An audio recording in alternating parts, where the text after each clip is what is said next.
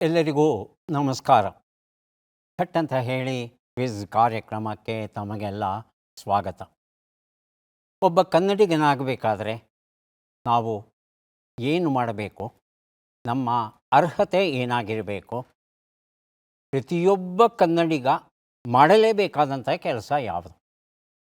ಈ ಪ್ರಶ್ನೆ ಕೇಳಿದ್ರೆ ಉತ್ತರ ಕೊಡೋದು ಸ್ವಲ್ಪ ಕಷ್ಟ, ನಿಜ, ಒಪ್ಕೊಳ್ಳೋಣ. ಆದರೆ ಕನ್ನಡ ಸಾಹಿತ್ಯದಲ್ಲಿ ಇದುವರೆಗೂ ಪ್ರಕಟವಾಗಿರುವಂಥ 100 ಕಾದಂಬರಿಗಳನ್ನು ನಾವೆಲ್ಲ ಓದಬೇಕು. 100 ಕವನ ಸಂಕಲನ ಓದಬೇಕು, 100 ನಾಟಕಗಳನ್ನು ಓದಬೇಕು, 100 ಪ್ರಸಿದ್ಧವಾಗಿರ್ತಕ್ಕಂಥ ವಿಮರ್ಶೆಗಳ ಸಂಕಲನ ಏನಿದೆ ಅದನ್ನು ಓದಬೇಕು, 100 ಪ್ರಬಂಧಗಳ ಕೃತಿಯನ್ನು ಓದಬೇಕು. ಹೀಗೆ ಕನ್ನಡ ಸಾಹಿತ್ಯದ ಬೇರೆ ಬೇರೆ ಪ್ರಕಾರಗಳಲ್ಲಿ ಇದುವರೆಗೂ ಬಂದಿರತಕ್ಕಂಥ ಪ್ರಕಟವಾಗಿರ್ತಕ್ಕಂಥ ಸರ್ವಶ್ರೇಷ್ಠವಾದ 100 ಪುಸ್ತಕಗಳನ್ನು ನಾವು ಓದಿದ್ರೆ ಆಗ ಕನ್ನಡದ ಬಗ್ಗೆ, ಕನ್ನಡ ಸಾಹಿತ್ಯದ ಬಗ್ಗೆ, ಕನ್ನಡ ಲೇಖಕರ ಬಗ್ಗೆ, ಕನ್ನಡ ನಾಡಿನ ಬಗ್ಗೆ ನಮಗೆ ಒಂದಷ್ಟು ತಿಳಿದಿದೆ ಅಂತ ಧೈರ್ಯದಿಂದ ಹೇಳಬಹುದು. ಈ ಮಾತನ್ನು ಕೇಳ್ತಾ ಇದ್ದಾಗೆ ಅನೇಕ ಜನ ಹೌದು ನಾನು ಓದ್ತೇನೆ ಅನ್ನೋ ತೀರ್ಮಾನ ತಗೋಬಹುದು. ಆದರೆ ಸಮಸ್ಯೆ ಏನಂದರೆ ಕನ್ನಡದ ಸರ್ವಶ್ರೇಷ್ಠ 100 ಕಾದಂಬರಿಗಳು ಯಾವುದು ಅಂತ ಕೇಳಿದ್ರೆ ಅದನ್ನು ತಿಳಿಸುವಂಥ ಒಂದು ಪಟ್ಟಿ ನಮ್ಮಲ್ಲಿಲ್ಲ. ಈ ಪಟ್ಟಿಯನ್ನು ನಮ್ಮ ಹಿರಿಯ ಸಾಹಿತಿಗಳು ಕೊಟ್ಟರೆ ಅದು ಕನ್ನಡಿಗರಿಗೆ ಬಹಳ ಬಹಳ ಬಹಳ ಉಪಕಾರವಾಗುತ್ತೆ. ಆದರೆ ಈ ದಿಶೆಯಲ್ಲಿ ಸ್ವಲ್ಪ ಮಟ್ಟಿಗೆ ನಾವು ಎದುರಿಸ್ತಾ ಇರೋ ಕೊರತೆಯನ್ನು ನಿವಾರಿಸುವಂಥ ಒಂದು ಸೊಗಸಾದ ಪುಸ್ತಕ ಕನ್ನಡದಲ್ಲಿ ಪ್ರಕಟವಾಗಿದೆ. ನೋಡಲು ಮರೆಯದಿರಿ, ಮರೆತು ನಿರಾಶರಾಗದಿರಿ. ಕನ್ನಡದ 100 ಸ್ಮರಣೀಯ ಸಿನಿಮಾಗಳು. ಕನ್ನಡಿಗರಾದ ಮೇಲೆ ಈ 100 ಚಲನಚಿತ್ರಗಳನ್ನು ನಾವು ನೋಡಿರಲೇಬೇಕು ಅಂತ ಹೇಳಿ ಆ 100 ಚಲನಚಿತ್ರಗಳ ಪಟ್ಟಿಯನ್ನು ನೀಡಿ ಅವುಗಳ ಸಂಕ್ಷಿಪ್ತ ಪರಿಚಯವನ್ನು ಮಾಡಿಕೊಡ್ತಾರೆ ಡಾಕ್ಟರ್ ಶರಣು ಹುಲ್ಲೂರು ಅವರು. 1934ರಲ್ಲಿ ನಮ್ಮ ಕನ್ನಡ ಭಾಷೆಯಲ್ಲಿ ಸತಿ ಸುಲೋಚನಾ ಚಿತ್ರ ನಿರ್ಮಾಣವಾದ ದಿನದಿಂದ ಹಿಡಿದು ಇಂದಿನವರೆಗೆ ಎಷ್ಟು ಚಿತ್ರಗಳು ಬಿಡುಗಡೆ ಆಗಿವೆಯೋ ಅವುಗಳಲ್ಲಿ ಶ್ರೇಷ್ಠವಾದದ್ದು ಯಾವುದು ಅಂತ ಇವರ ಪಟ್ಟಿಯಲ್ಲಿ ಮೊದಲು ಕಂಡುಬರೋದು ಶಿವಮೆಚ್ಚಿದ ದಿಣ್ಣಪ್ಪನೇ ಈ ಬೇಡರ ಕಣ್ಣಪ್ಪ. ಬೇಡರ ಕಣ್ಣಪ್ಪ ಚಿತ್ರದ ಬಗ್ಗೆ ಹೇಳ್ತಾರೆ. ಏನು ಹೇಳ್ತಾರೆ? ಆ ಚಿತ್ರಕ್ಕೆ ಸಂಬಂಧಪಟ್ಟಂಥ ಒಂದು ಚಿತ್ರವನ್ನು ಕೊಡ್ತಾರೆ. ಎಷ್ಟನೇ ವರ್ಷದಲ್ಲಿ ಅದು ಬಿಡುಗಡೆಯಾಯಿತು, ಈ ಚಿತ್ರದ ನಿರ್ಮಾಪಕರು ಯಾರು, 1954ರಲ್ಲಿ ಬೇಡರ ಕಣ್ಣಪ್ಪ ಬಿಡುಗಡೆಯಾಗುತ್ತೆ. ಗುಬ್ಬಿ ಕರ್ನಾಟಕ ಫಿಲಮ್ಸ್ ಇದನ್ನು ನಿರ್ಮಾಣ ಮಾಡುತ್ತೆ. ಈ ಚಿತ್ರವನ್ನು ನಿರ್ದೇಶನ ಮಾಡಿದ್ದು ಎಚ್.ಎಲ್.ಎನ್. ಸಿಂಹ ಅವರು, ಸಂಗೀತವನ್ನು ನೀಡಿದ್ದು ಆರ್ ಸುದರ್ಶನಂ ಅವರು, ಛಾಯಾಗ್ರಹಣದ ಕೆಲಸವನ್ನು ನಿರ್ವಹಿಸಿದವರು ಎಸ್ ಮಾರ್ಕಂಡೇಯ ಅವರು, ಹಾಗೂ ತಾರಾಗಣದಲ್ಲಿ ಡಾಕ್ಟರ್ ರಾಜ್ಕುಮಾರ್, ಜಿ.ವಿ. ಅಯ್ಯರ್, ಪಂಡ್ರಿಬಾಯಿ, ರಾಜಸುಲೋಚನಾ ಇತ್ಯಾದಿ ಎಲ್ಲ ಇದ್ದಾರೆ. ಪ್ರಾಥಮಿಕ ಮಾಹಿತಿಯನ್ನು ಈ ರೀತಿ ಕೊಟ್ಟು ಆನಂತರ ಈ ಚಿತ್ರದ ಕಥೆ ಹೇಗಿದೆ, ಅಭಿನಯ ಹೇಗಿದೆ, ಹಾಡುಗಳು ಹೇಗಿದೆ, ಯಾಕೆ ಈ ಚಿತ್ರಗಳನ್ನು ಇವತ್ತಿಗೂ ನಾವು ನೋಡಬೇಕು. ಚಿತ್ರ ಬಿಡುಗಡೆಯಾಗಿ 60-70 ವರ್ಷಗಳಾಗೋದವು, ಆದರೂ ಇವತ್ತಿಗೂ ಈ ಚಿತ್ರವನ್ನು ನಾವು ನೋಡಬೇಕು. ಅದರಿಂದ ನಮಗೆ ಲಾಭ ಉಂಟು. ನಮ್ಮ ಯುವಜನತೆ ತನ್ನ ಸಂಸ್ಕೃತಿಯನ್ನು ಕಟ್ಟಿಕೊಳ್ಳೋದಕ್ಕೆ ಇಂತಹ ಚಿತ್ರ ನೆರವಾಗುತ್ತೆ ಅಂತ ಹೇಳಬೇಕಾದ್ರೆ ಅಂತಹ ವಿಶೇಷತೆ ಏನಿದೆ ಈ ಒಂದು ಚಿತ್ರದಲ್ಲಿ ಅದನ್ನು ವಿವರಿಸ್ತಾ ಹೋಗ್ತಾರೆ ಶರಣು ಹುಲ್ಲೂರು ಅವರು. ಹೀಗೆ 100 ಚಲನಚಿತ್ರಗಳ ಒಂದು ಸಂಕ್ಷಿಪ್ತ ಪರಿಚಯ ಮಾಡಿಕೊಡ್ತಾರೆ. ಈ ಪುಸ್ತಕವನ್ನು ಓದ್ತಾ ಇದ್ದರೆ ನಾವು ನಮ್ಮ ಶಾಲಾ ಕಾಲೇಜು ದಿನಗಳಲ್ಲಿ ಓದಿದಂಥ ಅನೇಕ ಚಿತ್ರಗಳು ನಮಗೆ ನೆನಪಿಗೆ ಬರುತ್ತವೆ. ನಮ್ಮ ನೆನಪುಗಳು ಹಸಿರಾಗುತ್ತವೆ. ಹೌದು, ಇಂತಹ ಒಳ್ಳೆಯ ಚಿತ್ರವನ್ನು ನಾನು ನೋಡಿದ್ದೇನೆ ಅಂತ ಎಲ್ಲೋ ಒಂದು ಕಡೆ ಒಂದು ಸಣ್ಣ ಹೆಮ್ಮೆಯೂ ಆಗುತ್ತೆ ನಮಗೆ. ಬಹಳ ಬಹಳ ಸೊಗಸಾದ ಕೃತಿಯನ್ನು ಬರೆದಿದ್ದಾರೆ ಡಾಕ್ಟರ್ ಶರಣು ಹುಲ್ಲೂರು ಅವರು. ನೋಡಲು ಮರೆಯದಿರಿ, ಮರೆತು ನಿರಾಶರಾಗದಿರಿ. ಕನ್ನಡದ 100 ಸ್ಮರಣೀಯ ಸಿನಿಮಾಗಳ ಸೊಗಸಾದ ಕೃತಿ. ಲೇಖಕರನ್ನು ಅಭಿನಂದಿಸ್ತಾ ಕಾರ್ಯಕ್ರಮವನ್ನು ಆರಂಭಿಸ್ತಾ ಇದ್ದೇವೆ. ಸ್ಪರ್ಧಿಗಳ ಪರಿಚಯ. ಮೊದಲ ಸ್ಪರ್ಧಿ. ಎಲ್ಲರಿಗೂ ನಮಸ್ಕಾರ. ನನ್ನ ಹೆಸರು ಮಂಜುಳಾ ಎನ್. ನಾನು ರಾಗಿಗುಡ್ಡದ ಶ್ರೀ ಪ್ರಸನ್ನ ಆಂಜನೇಯ ಸ್ವಾಮಿ ವಿದ್ಯಾಕೇಂದ್ರ ಇಲ್ಲಿ ಪ್ರಾಥಮಿಕ ವಿಭಾಗದಲ್ಲಿ ಮುಖ್ಯ ಶಿಕ್ಷಕಿಯಾಗಿ ಕಾರ್ಯನಿರ್ವಹಿಸ್ತಾ ಇದ್ದೀನಿ. ನನ್ನ ಹವ್ಯಾಸಗಳು ಪದಬಂಧಗಳನ್ನು ಬಿಡಿಸೋದು, ಹಾಡೋದು. ಮಂಜುಳಾ ಅವರಿಗೆ ಸ್ವಾಗತವನ್ನು ಕೋರ್ತಾ ಇದ್ದೇವೆ. ಮುಂದಿನ ಸ್ಪರ್ಧಿ. ಎಲ್ಲರಿಗೂ ನಮಸ್ಕಾರ. ನನ್ನ ಹೆಸರು ಸತೀಶ್ ಗೌಡ KH. ಕಳಸಾಪುರದಿಂದ ಬಂದಿದ್ದೇನೆ, ಚಿಕ್ಕಮಗಳೂರು ಜಿಲ್ಲೆ. ನಮ್ಮೂರಿನ ವಿಶೇಷ ಅಂದರೆ ಭೂತಾನ ಮಗ ಈ ಸಿನಿಮಾವನ್ನು ಸಂಪೂರ್ಣವಾಗಿ ಅಲ್ಲೇ ಚಿತ್ರೀಕರಿಸಲಾಗಿದೆ. ನನ್ನ ಹವ್ಯಾಸಗಳು ತಟ್ಟಂತ ಹೇಳಿ ತಪ್ಪದೇ ನೋಡ್ತೀನಿ ಮತ್ತು ನ್ಯೂಸ್ ಚಾನಲ್ ನೋಡ್ತೀನಿ. ಸತೀಶ್ ಗೌಡ ಅವರಿಗೆ ಸ್ವಾಗತವನ್ನು ಕೋರ್ತಾ ಇದ್ದೇವೆ. ನಮ್ಮ ಮೂರನೆಯ ಸ್ಪರ್ಧಿ. ಎಲ್ಲರಿಗೂ ನಮಸ್ಕಾರ. ನಾನು BA ಯಶೋಧ ಅಂತ ಇಂಡಿಯನ್ ಓವರ್ಸೀಸ್ ಬ್ಯಾಂಕಲ್ಲಿ ಕೆಲಸ ಮಾಡ್ತಾಯಿದ್ದೀನಿ. ನನ್ನ ಹವ್ಯಾಸ ಪದಬಂಧ ನೋಡೋದು. ಯಶೋಧ ಅವರಿಗೆ ಸ್ವಾಗತವನ್ನು ಕೋರ್ತಾ ಇದ್ದೇವೆ. ಮೂವರು ಸಿದ್ಧವಾಗಿದ್ದರೆ ಕಾರ್ಯಕ್ರಮ ಆರಂಭಿಸೋಣ. ಮೊದಲಿಗೆ ನಿಯಮಗಳನ್ನು ನೋಡಿಬಿಡೋಣ. ಒಟ್ಟು 10 ಪ್ರಶ್ನೆಗಳು. ಮೊದಲು ಬಜರ್ ಒತ್ತಿದವರಿಗೆ ಉತ್ತರ ನೀಡುವ ಅವಕಾಶ. ಪ್ರತಿ ಸರಿ ಉತ್ತರಕ್ಕೆ ಒಂದು ಪುಸ್ತಕ ಬಹುಮಾನ. ಆಯ್ಕೆಗಳು ಬರುವ ಮೊದಲೇ ಬಜರ್ ಒತ್ತಿ ಸರಿ ಉತ್ತರ ನೀಡಿದರೆ 2 ಪುಸ್ತಕ ಬಹುಮಾನ. 100 ಅಂಕ ಗಳಿಸಿದವರಿಗೆ ಒಂದು ಪುಸ್ತಕ ವಿಶೇಷ ಬಹುಮಾನವಾಗಿ ದೊರೆಯುತ್ತೆ. ನಕಾರಾತ್ಮಕ ತಂತ್ರಗಳಿಗೆ ಅವಕಾಶವಿಲ್ಲ. ಇಂದಿನ ಕಾರ್ಯಕ್ರಮದ ಮೊದಲ ಪುಸ್ತಕ, ಮೊದಲ ಪ್ರಶ್ನೆ. ಆಶಾ ಕಿರಣ ಕಥಾ ಸಂಕಲನ, TR ವರದರಾಜನ್ ಬರೆದಿರುವಂಥದ್ದು ನಮ್ಮ ಮೊದಲ ಪ್ರಶ್ನೆ. ಈಗ ಬಂತು, ಪ್ರಶ್ನೆಯನ್ನು ನೋಡೋಣ. ಭದ್ರಾ ರಿವರ್ ರಾಫ್ಟಿಂಗ್ ಸೌಲಭ್ಯವು ಯಾವ ಜಿಲ್ಲೆಯಲ್ಲಿದೆ? ಆಯ್ಕೆಗಳನ್ನು ನೋಡೋಣ. ಹಾಸನ,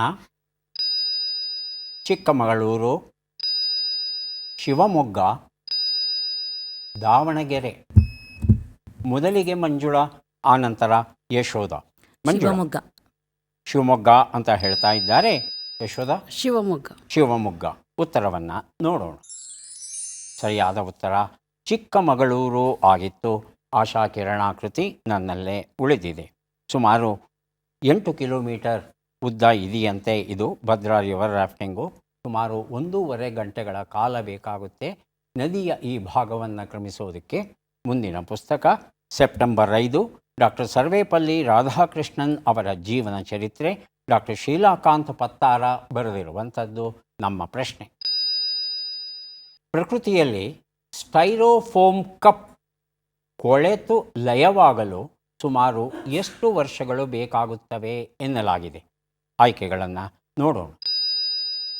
400 ವರ್ಷಗಳು, 10 ವರ್ಷಗಳು, 100 ವರ್ಷಗಳು, 200 ವರ್ಷಗಳು. ಮೊದಲಿಗೆ ಮಂಜುಳಾ, ನಂತರ ಸತೀಶ್ ಗೌಡ. 400 ವರ್ಷಗಳು. 400 ವರ್ಷ ಆಯ್ಕೆ 1. ಸತೀಶ್ ಗೌಡ 100 ವರ್ಷಗಳು. 100 ವರ್ಷಗಳು ಆಯ್ಕೆ 3. ಸರಿಯಾದ ಉತ್ತರ ಈಗ ಬಂತು. ಸರಿಯಾದ ಉತ್ತರ 400 ವರ್ಷಗಳು. ಸೆಪ್ಟೆಂಬರ್ 5 ಈ ಒಂದು ಪುಸ್ತಕವನ್ನು ಮಂಜುಳಾ ಅವರಿಗೆ ಕೊಡ್ತಾ ಇದ್ದೇವೆ.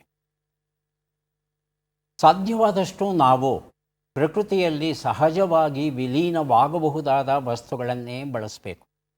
ಪ್ರಕೃತಿಯಲ್ಲಿ ವಿಲೀನವಾಗದೇ ಇರತಕ್ಕಂಥ ವಸ್ತುಗಳು ಹಾಗೇ ಉಳ್ಕೊಳ್ಳುತ್ತೆ, ಮಾಲಿನ್ಯವಾಗಿ ಪರಿವರ್ತನೆ ಆಗುತ್ತೆ. ಅನೇಕ ವಿಷವಸ್ತುಗಳನ್ನು ಉತ್ಪಾದಿಸಿ ನಮ್ಮ ಪರಿಸರವನ್ನು, ನಮ್ಮ ಆರೋಗ್ಯವನ್ನು ಹಾಳು ಮಾಡುತ್ತೆ. ಹಾಗಾಗಿ ಕುಡಿಯೋದಕ್ಕೆ ಈ ಸ್ಟೈರೋಫೋಮ್ ಕಪ್ಪುಗಳು ಏನಿದೆ ಅದು ಖಂಡಿತ ಒಳ್ಳೆಯದಲ್ಲ. ಬಳಸೋರಿದ್ರೇ ತಯಾರು ಮಾಡೋಕ್ಕೆ ಜನ ಇರ್ತಾರೆ. ಬಳಸುವ ನಾವು ಇದು ಬೇಡ ಅಂತ ತೀರ್ಮಾನ ತಗೊಂಡ್ರೆ ಉತ್ಪಾದಕರು ಸಹ ಅದನ್ನು ನಿಲ್ಲಿಸ್ತಾರೆ. ಹಾಗಾಗಿ ನಮ್ಮ ಆರೋಗ್ಯ ಯಾರ ಕೈಯಲ್ಲಿದೆ ಅಂದರೆ ಮತ್ತೊಬ್ಬರ ಕೈಯಲ್ಲಿಲ್ಲ, ಅದು ನಮ್ಮ ಕೈಯಲ್ಲೇ ಇದೆ ಅನ್ನೋದನ್ನು ನಾವು ಸದಾ ನೆನಪಲ್ಲಿ ಇಡಬೇಕಾಗುತ್ತೆ. ಮುಂದಿನ ಪುಸ್ತಕ ನನ್ನ ಬಯೋಗ್ರಫಿ. ಬೀಚಿ ಬರೆದಂಥ ಸೊಗಸಾದ ಕೃತಿ ಇದು ನಮ್ಮ ಪ್ರಶ್ನೆ. ಹಿಂದೂ ಪುರಾಣಗಳಲ್ಲಿ ಬಹುಶಃ ರಚಿತವಾದ ಮೊದಲ ಪುರಾಣವು ಯಾವುದು? ಆಯ್ಕೆಗಳನ್ನು ನೋಡೋಣ. ವಿಷ್ಣು ಪುರಾಣ, ಶಿವ ಪುರಾಣ, ಭಾಗವತ ಪುರಾಣ, ಮತ್ಸ್ಯ ಪುರಾಣ. ಮೊದಲಿಗೆ ಮಂಜುಳಾ, ನಂತರ ಸತೀಶ್ ಗೌಡ. ಭಾಗವತ ಪುರಾಣ. ಭಾಗವತ ಪುರಾಣ ಆಯ್ಕೆ 3. ಸತೀಶ್ ಗೌಡ ವಿಷ್ಣು ಪುರಾಣ. ವಿಷ್ಣು ಪುರಾಣ ಆಯ್ಕೆ 1 ಉತ್ತರವನ್ನು ನೋಡೋಣ.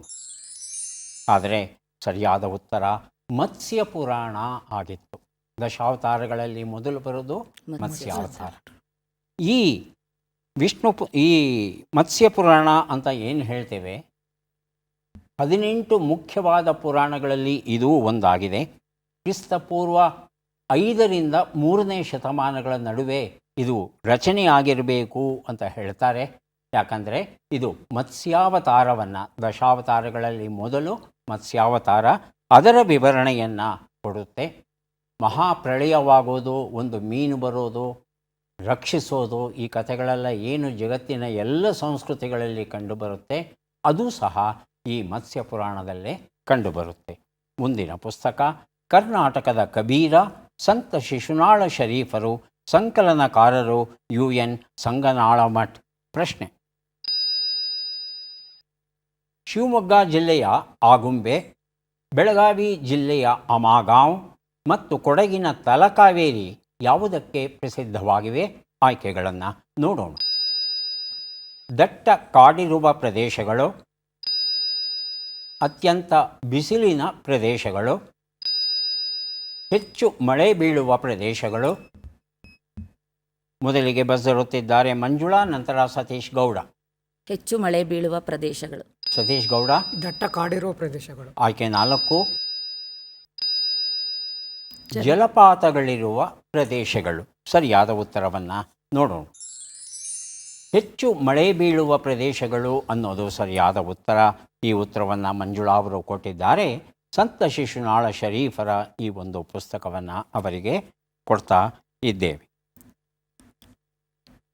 ನಮಗೆ ಬಹಳ ಚೆನ್ನಾಗಿ ಗೊತ್ತಿರೋ ಹಾಗೆ ಆಗುಂಬೆಯನ್ನು ನಾವು ದಕ್ಷಿಣದ ಚಿರಾಪುಂಜಿ ಅಂತ ಕರಿತೇವೆ.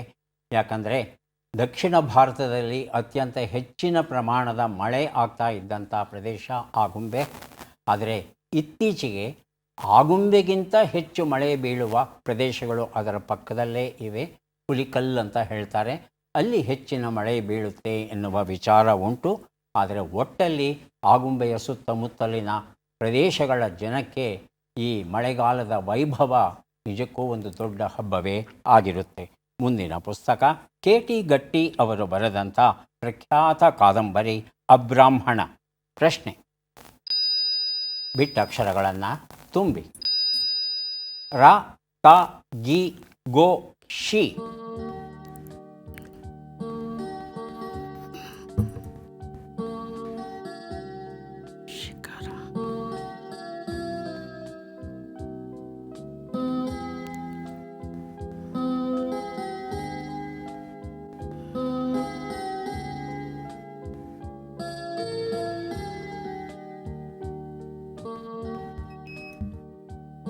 ಸತೀಶ್ ಗೌಡ. ರಜತಗಿರಿ ಗೋವಿಂದ ಶಿರ. ರಜತಗಿರಿ ರಜತಗಿರಿ ಅರ್ಥವಾಯಿತು. ಗೋವಿಂದ ರಜತಗಿರಿ ಅಂದರೆ ಈಶ್ವರನಿಗೆ ಸಂಬಂಧಪಟ್ಟದ್ದು ಅಂದ್ಕೊಂಡಿದ್ದಾನೆ. ಗೋವಿಂದ ಅಲ್ಲಿಗೆ ಯಾಕೆ ಬಂದಾಗ ಗೊತ್ತಾಗಿಲ್ಲ. ಗೋಕುಲ ಶಿರ. ಗೋಕುಲ ಅಲ್ಲೂ ಕೃಷ್ಣ ಬಂದ. ಮಂಜುಳಾ ಮತ್ತು ಯಶೋಧ. ಸತೀಶ್ ಗೌಡ ಅವರು ಸೊಗಸಾದ ಸುಳುಹು ಕೊಟ್ಟಿದ್ದಾರೆ. ಏನಾದರೂ ಸರಿಯಾದ ಉತ್ತರ ಹೊಳೆಯುತ್ತಾ? ಸತೀಶ್ ಗೌಡ ಇನ್ನೂ ಒಂದು ಅವಕಾಶ ಕೊಡ್ತಾನೆ. ರಜತಗಿರಿ ಗೋಪಾಲ ಶಿರ. ಉತ್ತರವನ್ನು ನೋಡೋಣ. ರಜತಗಿರಿ ಗೊಡೆಯ ಶಿವ. ರಜತಗಿರಿಗೆ ಒಡೆಯ ಶಿವ. ಅಲ್ಲಿ ಸಂಧಿ ಆಗಿದ್ದು ಬಹುಶಃ ಗೊಂದಲ ಆಯಿತು ಅಂತ ಕಾಣುತ್ತೆ. ಮುಂದಿನ ಪುಸ್ತಕ ಹುಯಿಲಗೋಳ ನಾರಾಯಣರಾಯರು ಜೀವನ ಮತ್ತು ಸಾಧನೆ, ರಾಧಾ ಕುಲಕರ್ಣಿ ಬರೆದಿರುವಂಥದ್ದು. ಪ್ರಶ್ನೆ: ಈ ಕೆಳಗಿನ ಲೆಕ್ಕಗಳನ್ನು ಪೂರ್ಣಗೊಳಿಸಿ ಉತ್ತರಗಳನ್ನೆಲ್ಲ ಕೂಡಿ ಅಂತಿಮ ಉತ್ತರವನ್ನು ನೀಡಿ. ಲೆಕ್ಕಗಳು ಈಗ ಬಂದಿವೆ. 52 + 41, 74 - 39, 12 × 19, 225 / 15.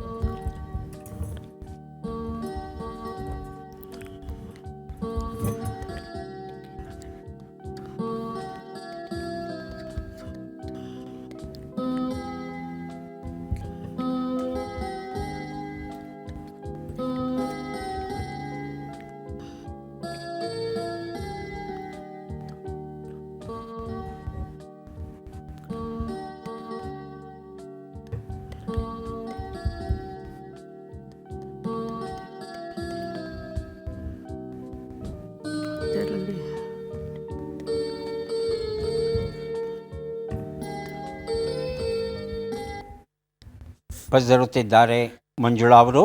ಅಂತಿಮ ಉತ್ತರ 371. 371 ಸರಿಯಾಗಿದೆಯಾ? ಹೇಳಿ ಸತೀಶ್ ಗೌಡ. ಯಶೋಧ, ಉತ್ತರವನ್ನು ನೋಡ್ತಾ ಹೋಗೋಣ. ಒಂದು ಉತ್ತರ 374. ಹಾಂ, ನೋಡೋಣ. 93 ಆಯಿತು. ಮುಂದೆ 35, ನಂತರ 228, ಕೊನೆಯಲ್ಲಿ ಬರುತ್ತೆ 15. ಎಲ್ಲವನ್ನು ಕೂಡಿದ್ರೆ 371 ಬಂದಿದೆ. ಈ ಉತ್ತರವನ್ನು ಮಂಜುಳಾ ಈಗಾಗಲೇ ಕೊಟ್ಟಿದ್ದಾರೆ. ಹುಯಿಲಗೋಳ ನಾರಾಯಣರಾಯರ ಜೀವನ ಸಾಧನೆಯ ಈ ಪುಸ್ತಕವನ್ನು ಕೊಟ್ಟಿದ್ದೇನೆ ಮಂಜುಳಾ ಅವರಿಗೆ. ಸದನದಲ್ಲಿ ಭೂಪತಿ LN ಮುಕುಂದರಾಜ್ ಬರೆದಿರುವಂಥ ಪುಸ್ತಕ. ಪ್ರಶ್ನೆ: ಈ ಪದ್ಮ ಪುರಸ್ಕೃತರನ್ನು ಗುರುತಿಸಿ. ಚಿತ್ರವನ್ನು ನೋಡೋಣ.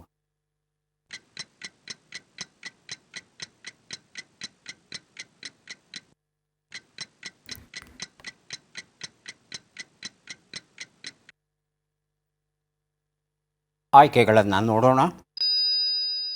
ತಾರಾಲೋಚನ್ ಸಿಂಗ್, ನರೇಂದ್ರ ಸಿಂಗ್ ಕಪನಿ, ಕರ್ತಾರ್ ಪಾರಸ್ ರಾಮ್ ಸಿಂಗ್, ದಿಲೀಪ್ ಕುಮಾರ್ ಸಿಂಗ್. ಮೊದಲಿಗೆ ಯಶೋಧ, ನಂತರ ಸತೀಶ್ ಗೌಡ. ದಿಲೀಪ್ ಕುಮಾರ್ ಸಿಂಗ್. ಆಯ್ಕೆ 4. ಹೇಳಿ ಸತೀಶ್ ಗೌಡ. 3 ಕರ್ತಾರ್ ಪಾರಸ್ ರಾಮ್ ಸಿಂಗ್ ಅಂತ ಹೇಳ್ತಾ ಇದ್ದಾರೆ. ಸರಿಯಾದ ಉತ್ತರ ಈಗ ಬಂತು. ನರೇಂದ್ರ ಸಿಂಗ್ ಕಪನಿ ಸರಿಯಾದ ಉತ್ತರ ಆಗಿತ್ತು. ಇವರಿಗೆ ಯಾಕೆ ನಾವು ಪದ್ಮವಿಭೂಷಣ ಗೌರವವನ್ನು ನೀಡಿದ್ದೀವಲ್ಲ, ಕಾರಣ ಏನು ಅಂದರೆ, ಈಗ ಕರುಳಿನ ಒಳಗೆ ಅಥವಾ ಜಠರದಲ್ಲಿ ಒಂದು ಹುಣ್ಣಾಗಿದೆ ಅಂದರೆ ತಿಳ್ಕೊಳ್ಳೋದು ಹೇಗೆ? ಕಣ್ಣಿಂದ ನೇರವಾಗಿ ನೋಡ್ಲಿಕ್ಕೆ ಸಾಧ್ಯವಾ? ಇಲ್ಲವೇ ಇಲ್ಲ. ಆದರೆ ಇವರು ಒಂದು ಸಾಧನವನ್ನು ನಮಗೆ ಕಂಡು ಹಿಡಿದು ಕೊಟ್ಟಿದ್ದಾರೆ. ಎಂಡೋಸ್ಕೋಪಿ ಅಂತ ಹೇಳ್ತೇವೆ. ಆ ಎಂಡೋಸ್ಕೋಪಿಯ ಒಂದು ನಮೂನೆ ಡ್ಯೂಯೋಡಿನೋಸ್ಕೋಪಿ. ಗಂಟಲ ಮೂಲಕ ಅನ್ನನಾಳವನ್ನು ಪ್ರವೇಶ ಮಾಡಿ, ಜಠರ ಪ್ರವೇಶ ಮಾಡಿ, ಈ ಡ್ಯೂಯೋಡಿನಮ್ ಅಂತ ಏನು ಹೇಳ್ತೇವೆ, ದುರಾರ್ಗರುಳು, ಅಲ್ಲಿಯವರೆಗೆ ಹೋಗ್ಬೋದು. ನೇರವಾಗಿ ನಾವು ಕಣ್ಣಿಂದ ನೋಡಬಹುದು. ಹೀಗೆ ಈ ಎಂಡೋಸ್ಕೋಪಿ ಅನ್ನೋ ಪರಿಕಲ್ಪನೆಯನ್ನು ಕಾರ್ಯರೂಪಕ್ಕೆ ತರೋದಕ್ಕೆ ನೆರವಾಗುವಂಥ ಫೈಬರ್ ಆಪ್ಟಿಕ್ಸ್ ಅನ್ನೋ ತಂತ್ರಜ್ಞಾನ ಏನಿದೆ, ಅದನ್ನು ರೂಪಿಸಿದಂಥವರು ಅಮೆರಿಕದಲ್ಲಿ ಮೂಲತಃ ಇದ್ದದ್ದು ನರೇಂದ್ರ ಸಿಂಗ್ ಕಪನಿ ಅವರು. ಉದ್ಯಮಿಗಳು ಸಹ ಆಗಿದ್ದರು. ಅವರು ಸಲ್ಲಿಸಿದ ಈ ಅದ್ಭುತ ಸೇವೆಗಾಗಿ ಅವರಿಗೆ ಪದ್ಮವಿಭೂಷಣ ಗೌರವವನ್ನು ನಮ್ಮ ಸರ್ಕಾರ ನೀಡಿದೆ. ಮುಂದಿನ ಪುಸ್ತಕ ಮತ್ತು ಪ್ರಶ್ನೆಯನ್ನು ಈಗ ನೋಡೋಣ. ಸಮಗ್ರ ತೋಟಗಾರಿಕೆ ಕೈಪಿಡಿ. ತೋಟಗಾರಿಕೆ ವಿಜ್ಞಾನಗಳ ವಿಶ್ವವಿದ್ಯಾನಿಲಯ ಬಾಗಲಕೋಟೆ ಅವರು ಇದನ್ನು ಪ್ರಕಟಿಸಿದ್ದಾರೆ. ನಮ್ಮ ಪ್ರಶ್ನೆ: ಈ ಅಕ್ಷರಗಳನ್ನು ಸರಿಯಾಗಿ ಜೋಡಿಸಿ. ಅಕ್ಷರಗಳು: ಕೋ, ಮು, ರು, ನು, ನೆ, ಟ, ಯ, ದಿ.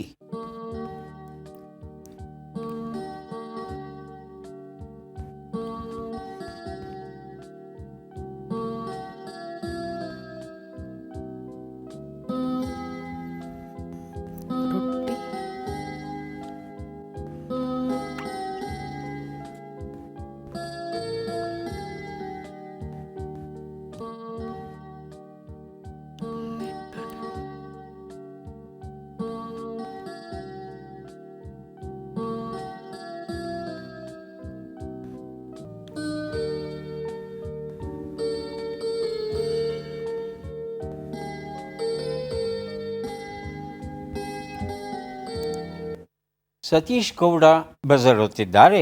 ಉತ್ತರವನ್ನು ಕೇಳೋಣ. ಕೊನೆಯನ್ನು ಮುಟ್ಟದಿರು. ಇನ್ನೊಂದು ಸಲ ಹೇಳಿ. ಕೊನೆಯನ್ನು ಮುಟ್ಟದಿರು. ಕೊನೆಯನ್ನು ಮುಟ್ಟದಿರು. ಉತ್ತರವನ್ನು ನೋಡೋಣ. ಕೊನೆಯನ್ನು ಮುಟ್ಟದಿರು. ಕೊನೆಯನ್ನು ಹೊಂದಿದರೆ ಬಹುಶಃ ಕೊಡ್ತಿರಲಿಲ್ಲ, ಬದಲಾಯಿಸ್ಕೊಂಡ್ರಿ. ಕೊನೆಯನ್ನು ಮುಟ್ಟದಿರು ಉತ್ತರ ಸರಿಯಾಗಿದೆ. ಸಮಗ್ರ ತೋಟಗಾರಿಕೆ ಕೈಪಿಡಿ ಸೊಗಸಾದ ಪುಸ್ತಕ ತಮಗೆ ಸಿಗ್ತಾ ಇದೆ. ವಿಶೇಷವಾಗಿ ಅಭಿನಂದನೆಗಳನ್ನು ಸಲ್ಲಿಸ್ತೇನೆ ಈ ಪುಸ್ತಕವನ್ನು ಪಡೆದದ್ದಕ್ಕೆ. ಈಗ 3 ಪುಸ್ತಕಗಳನ್ನು ಕೊಡೋಕೆ ನಾವು ಸಿದ್ಧವಾಗಿದ್ದೇವೆ. ಪದಬಂಧ ಬಂದಿದೆ. ಸುಳುಹುಗಳನ್ನು ನೋಡೋಣ. ಸುಳುಹುಗಳು: ಹೆಸರಿಲ್ಲದವನು, ಅಪ್ರಸಿದ್ಧ, ಒಂದು ವಾದ್ಯ, ಹೇಳಿದಂತೆ ಕೇಳುವವನು.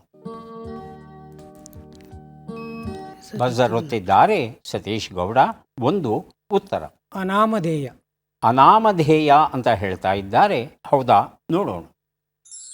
ಅನಾಮಧೇಯ ಉತ್ತರ ಸರಿಯಾಗಿದೆ. ಬಿಸ್ನೆಸ್ ಚಾಣಕ್ಯ ಈ ಪುಸ್ತಕ ಕೊಟ್ಟಿದ್ದೇನೆ.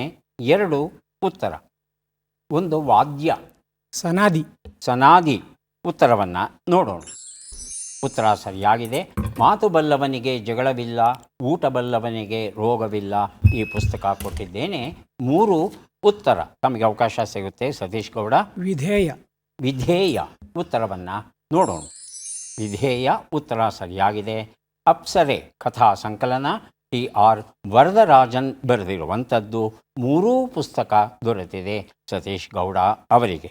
ಈಗ ಬಂದಿದ್ದೇವೆ ಕೊನೆಯ ಘಟ್ಟಕ್ಕೆ. ಚಟ್ಪಟ್ ಚಿನ್ಕುರಳಿ 5 ಪ್ರಶ್ನೆಗಳು. ಮೊದಲ ಅವಕಾಶ ಮಂಜುಳಾ ಅವರಿಗೆ. ಸಿದ್ಧವಾಗಿದ್ದರೆ ಮೊದಲ ಪ್ರಶ್ನೆಯನ್ನು ಆರಂಭಿಸ್ತೇವೆ.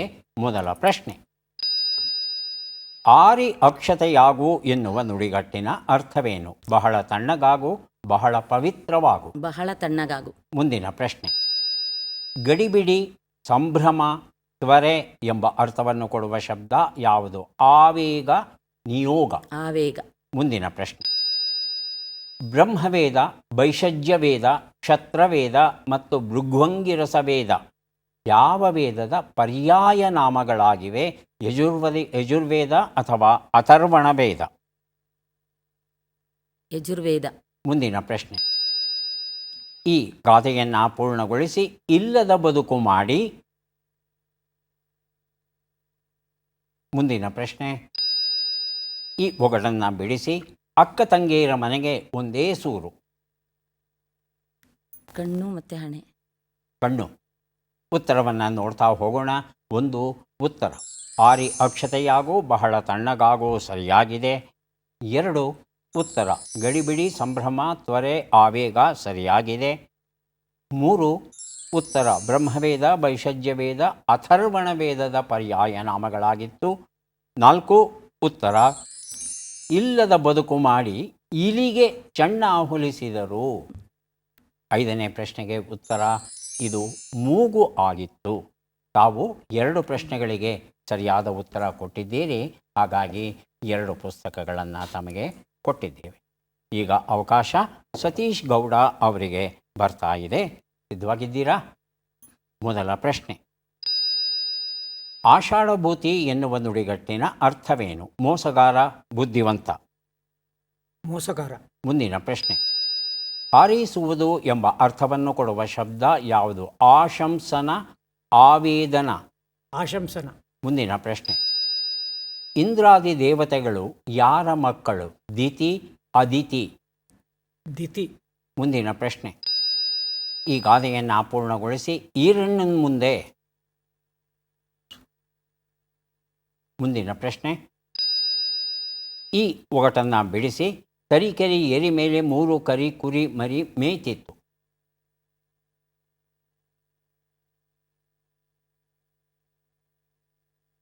ಉತ್ತರವನ್ನು ನೋಡ್ತಾ ಹೋಗೋಣ. 1 ಉತ್ತರ. ಆಷಾಢಭೂತಿ, ಮೋಸಗಾರ ಸರಿಯಾಗಿದೆ. 2 ಉತ್ತರ. ಆಶಂಸನ ಸರಿಯಾಗಿದೆ. 3 ಉತ್ತರ. ಅದಿತಿ ಆಗಿತ್ತು.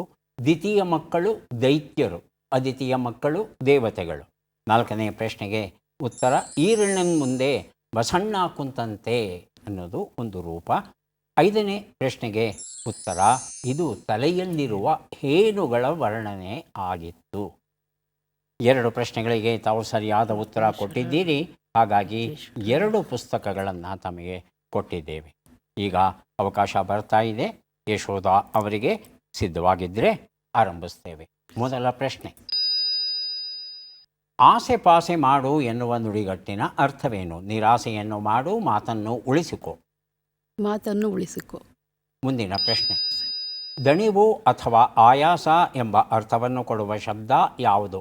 ಆಸರಿಕೆ, ಬೇಸರಿಕೆ. ಆಸರಿಕೆ. ಮುಂದಿನ ಪ್ರಶ್ನೆ. ಅಥರ್ವವೇದದ ಉಪವೇದವು ಯಾವುದು? ಅರ್ಥಶಾಸ್ತ್ರ, ನ್ಯಾಯಶಾಸ್ತ್ರ. ನ್ಯಾಯಶಾಸ್ತ್ರ. ಮುಂದಿನ ಪ್ರಶ್ನೆ. ಈ ಗಾದೆಯನ್ನು ಪೂರ್ಣಗೊಳಿಸಿ. ಈಸಿ ನೋಡು, ಇದ್ದು ಜಯಿಸಿ ನೋಡು. ಇದ್ದು ಜಯಿಸಿ ನೋಡು. ಈ ಒಗಟನ್ನು ಬಿಡಿಸಿ. ತಳ ತಾಮ್ರದ ಚೆಂಬು, ನಡು ಪಚ್ಚೆಯ ಕೋಲು, ತುದಿ ಮುತ್ತಿನ ತುರಾಯಿ. ಏನಿದು? ಕಿರೀಟ್. ತುದಿ ಮುತ್ತಿನ ತುರಾಯಿ. ಕಳಸ. ಕಳಸ. ಉತ್ತರವನ್ನು ನೋಡ್ತಾ ಹೋಗೋಣ. ಒಂದು ಉತ್ತರ. ಆಸೆ ಪಾಸೆ ಮಾಡು, ನಿರಾಸೆಯನ್ನು ಮಾಡು, ಮಾತನ್ನು ಉಳಿಸಿಕೊ ಅಂತ ಹೇಳಿದ್ರಿ. ಎರಡನೇ ಪ್ರಶ್ನೆಗೆ ಉತ್ತರ ದಣಿವು ಅಥವಾ ಆಯಾಸ, ಆಸರಿಕೆ, ಸರಿಯಾದ ಉತ್ತರ ಕೊಟ್ಟಿದ್ದೀರಾ. ಮೂರನೇ ಪ್ರಶ್ನೆಗೆ ಉತ್ತರ ನ್ಯಾಯಶಾಸ್ತ್ರ ಅಂದ್ರಿ, ಅರ್ಥಶಾಸ್ತ್ರವಾಗಿತ್ತು. ನಾಲ್ಕನೇ ಪ್ರಶ್ನೆಗೆ ಉತ್ತರ ಈಸಿ ನೋಡು ಇದ್ದು ಜಯಿಸಿ ನೋಡು, ಸರಿಯಾದ ಉತ್ತರ ಕೊಟ್ಟಿದ್ದೀರಾ. ಐದನೇ ಪ್ರಶ್ನೆಗೆ ಉತ್ತರ ಇದು ಹೂ ಬಿಟ್ಟ ಈರುಳ್ಳಿಯ ವರ್ಣನೆ ಆಗಿತ್ತು. ಎರಡು ಪ್ರಶ್ನೆಗಳಿಗೆ ತಾವು ಸರಿಯಾದ ಉತ್ತರವನ್ನು ಕೊಟ್ಟಿದ್ದೀರಿ. ಹಾಗಾಗಿ 2 ಪುಸ್ತಕಗಳನ್ನು ತಮಗೆ ಕೊಡ್ತಾ ಇದ್ದೇವೆ. ಯಾರಿಗೆ ಎಷ್ಟು ಪುಸ್ತಕ ಬಂದಿದೆ ಅದನ್ನು ನೋಡುವ ಕ್ಷಣ ಈಗ ಬಂತು. ಮಂಜುಳಾ ಅವರಿಗೆ ದೊರೀತಾ ಇದೆ ಒಟ್ಟು 3, 5 ಪುಸ್ತಕಗಳು ತಮಗೆ ದೊರೀತಾ ಇವೆ. ಪುಸ್ತಕಗಳನ್ನು ಸ್ವೀಕರಿಸಿ ಕಾರ್ಯಕ್ರಮದಲ್ಲಿ ಭಾಗಿಯಾಗಿದ್ದಕ್ಕೆ ತಮಗೆ ಧನ್ಯವಾದಗಳನ್ನು ಅರ್ಪಿಸ್ತಾ ಇದ್ದೇವೆ.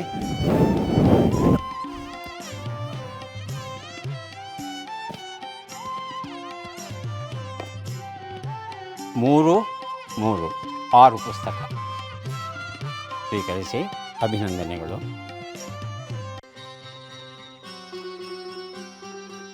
2 ಪುಸ್ತಕ ತಮಗೆ ಸ್ವೀಕರಿಸಿ ಅಭಿನಂದನೆ.